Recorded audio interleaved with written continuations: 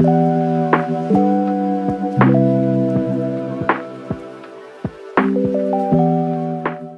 official Six Nations fantasy game is back.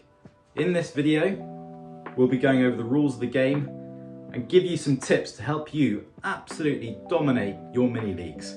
Even if you're a complete newbie to fantasy rugby, by the end of this video, you'll have the tools and tips you need to get one past even the most hardcore of your rugby fan mates. So first up, the game and how you play it. If you know what you're doing, you can probably skip past this bit, head on to the tips near the end of the video.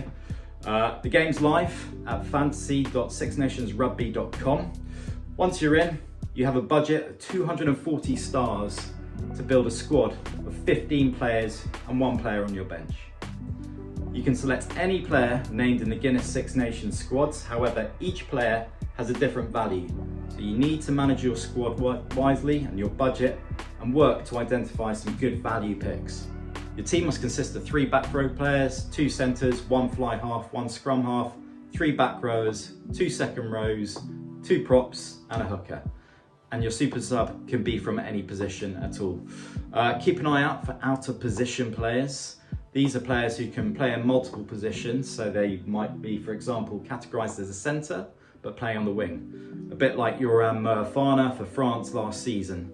Also important to note that you can select a maximum of 4 players from any one country. In addition, for each round, you'll have 2 bonus chips that you can assign to your teams. So these are the captain and the super sub. These will be familiar if you played it before. The player you select as a captain will get you double points. The player you select as a super sub will get their points trebled. With a super sub, however, you must select a player who's starting the match on the bench in real life. There are strategies when it comes to the super sub selection, but more on that later in the video, or you can just skip to that part. Points are rewarded for tries. 15 points for forwards, 10 points for a back. A slight tweak from last year's Six Nations rules. You also get points for try assists, conversions, penalty kicks, drop goals, defenders beaten, carried meters and 50-22s. Whilst on the defensive side, points are rewarded for tackles, breakdown steals and line-out steals. And finally, there's a massive 15 points on offer for the official player of the match, so choose carefully. Now you're also going to need to be careful if you have players prone to disciplinary issues, as there are points deductions in place for conceded penalties, yellow cards and -8 for a red card.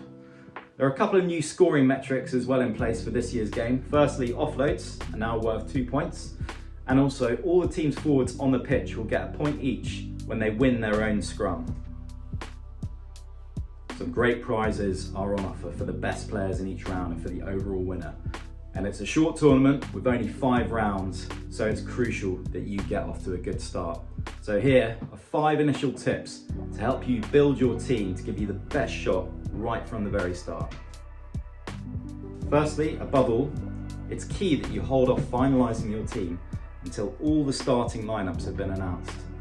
It's definitely a good thing to build some drafts and do some tinkering before the tournament to make sure you know the player pool and the prices, but don't finalise your team until you know everyone is playing.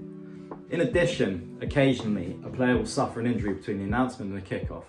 For example, like Damien Penaud last year in the Autumn Nations series for France in their opening game against Japan. That hurt a lot of people. There will be late replacements coming in, so keep a close eye on team news and be ready for any switches needed. Next up, don't feel bound to make a limited amount of transfers. Unlike other fantasy rugby games, the Six Nations official game allows you to completely tear up your team from start to finish. You can make as many changes as you want. So completely change up your team, set it up for the matches in that round, and don't hold back. You can just change the whole thing. Now the official game is a salary cap game, so how you allocate your budget is absolutely key. One key point to note is that all the players and players' values go up and down throughout the tournament based on the players' performances and how popular they are in terms of selection. So you can build your team's maximum value throughout the tournament. This can be a massive help when it comes to the final stages where all of a sudden you've built such a great value in the team, the budget isn't a problem and you can load up with absolute stars. So make your transfers wisely and play the market. Each player's value will increase or decrease depending on their performance. So this means you can make a profit or a loss at each round. So try and build that team value up. Another big tip is around kickers. Very often in fantasy rugby games, you have to select one kicker to gain points from conversions, penalty kicks, drop goals, etc. But not in this game. So if you can find kickers that play outside of the typical fly half position, for example, Thomas Ramos, then they're well worth picking up. They're guaranteed kicking points. Thomas Ramos last year didn't score a single try, but he still had the highest average points per game of any back three player in the whole Six Nations game. Kicking points are huge. Finally, have a strategy for your super sub, which can be an absolute game changer. You can get lucky with a super sub. For example, if one of the starting 15 gets taken off in the early stages of the game, maybe he gets injured, but otherwise, you could be at the mercy of a coach who decides to leave his backs on the bench for the entire 80 minutes. So you have to play the percentages and consider the risks in your selection. For me, there are three key areas to consider when it comes to selecting a super sub. Firstly, will they come on and will they play for a significant period of time? For this, we typically see props, hookers and scrum halves tend to come on typically between the 45 to 60 minute mark. So they usually get some good game time. And in fact, hookers are a great super sub selection. They often find themselves on the end of the driving maul and so can bring in an added try threat, which with 15 points for a forward to score a try is hugely valuable. Locks and back rows, it's not rare to see a starting lock or loose forward play for the full 80.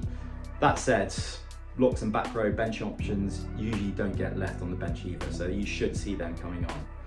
Fly halves are a bit more unpredictable. They could come on early if the game plan isn't working, but likewise, sometimes a change is too disruptive and can be left late, and in some cases, not at all. And when it comes to centres and back three, it's also a bit of a lottery. Several times last season, they were just kept on the bench for the entire game. Next up with a super sub, take a look at previous games to see if there are any trends in how the team operates their substitutes. In some cases, past matches can provide a pretty decent insight into how the team will play their bench. Finally, is your super sub the only option on the bench in their position?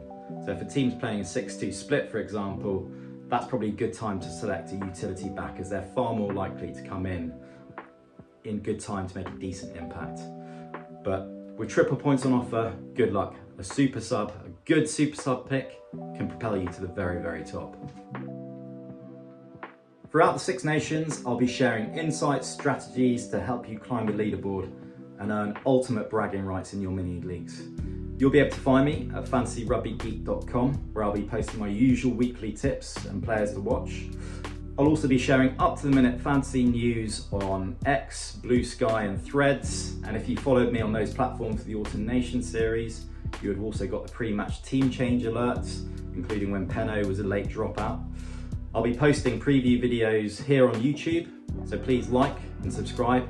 And I'll also be posting videos on TikTok and Insta. And finally, if you want an extra edge, I have my members only site, FRG Premium, on buymeacoffee.com.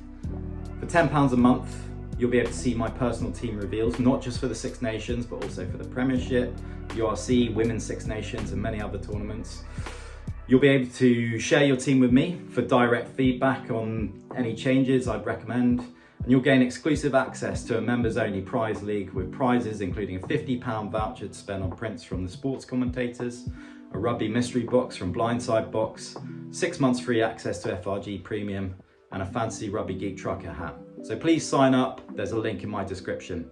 So get signed up to the fantasy game, subscribe to my channel and get picking.